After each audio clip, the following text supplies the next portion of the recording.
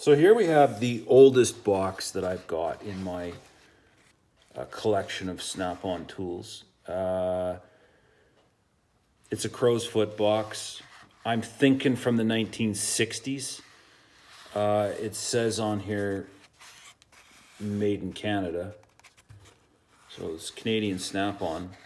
The reason that I think it's the 60s is that it still has the cursive underlined logo, but without the border around it. So when Snap-on started doing the border, from what I can tell in the catalogs, they started doing that in 1970 with the new decade. So this type of logo was 50s and 60s, and then the bordered ones 70s onward until the early 80s. So clearly this thing has been in somebody's box and through the ringer. The other thing, the reason that I'm pretty sure that it's 1960s is that on the back side here, they are advertising the new flank drive concept. Apply more torque, not rounding off the edges. And then they've got a little diagram here of where old standard bite is compared to the new flank drive, which is on the flanks, right? So that was patented in, I think it was 64, 65, mid-60s anyhow, let's just say that. And that it took about a year. Snap-on claims that on their website that it took them about a year to engraft it into like all of their tools. So if they're putting it on the box that it's new, then I'm pegging these gotta be, 66, 67. Anyhow, it's good for a fireside chat. Let's see what's inside.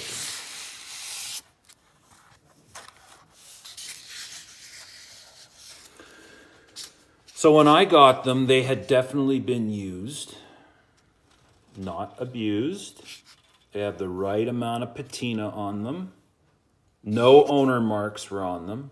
I mean, you can get Snap-on tools used from yard sales and garage sales and local buy and sell websites, the internet, Facebook, marketplace, whatever, like local communities. A lot of times I'll sit down with a cup of coffee and just type in Snap-on into the search engine in the local areas and see what's for sale on a Saturday morning. Styrofoam, right? Not a plastic tray.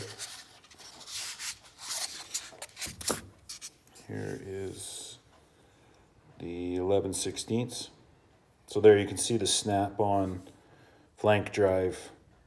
It's more than just hollowing out the corners. They actually ever so slightly bend the flank inward just a bit, a few thousandths or two, just to make extra straight contact.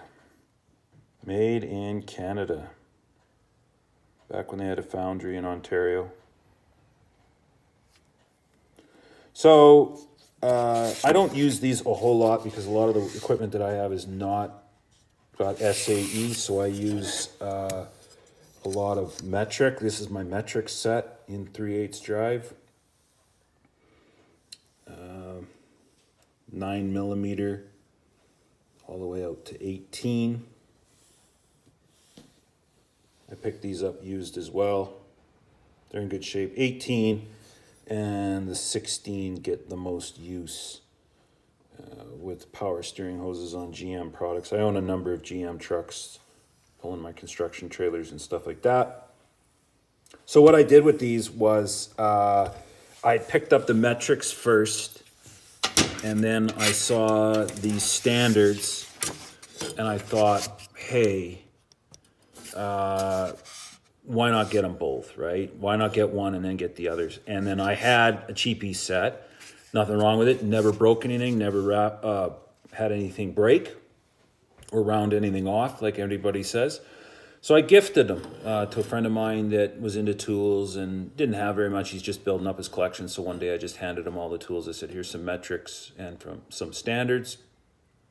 And then these went into my box and get used when they need to, right?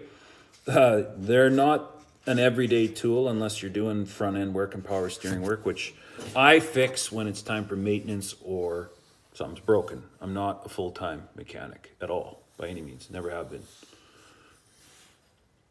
So there you go. The rail's in really good shape too. snap-on rail. So, bygone era, probably from the 60s, that older set, the SAE set. Stay tuned for more content. Catch you on the next one.